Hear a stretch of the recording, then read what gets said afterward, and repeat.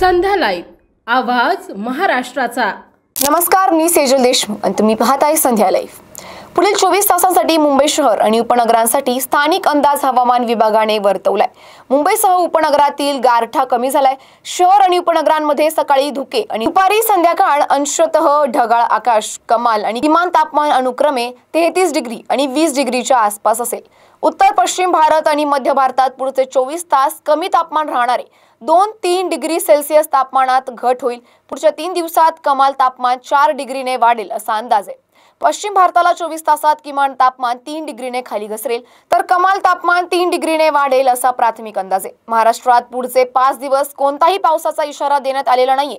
महाराष्ट्रात हळूहळू कमाल तापमान वाढ होईल असा अंदाज व्यक्त करण्यात आलाय। मागच्या 2 दिवसांपासून राज्यातील काही भागांमध्ये दाट धुक्यांची चादर उशिरापर्यंत पाहायला मिळाली।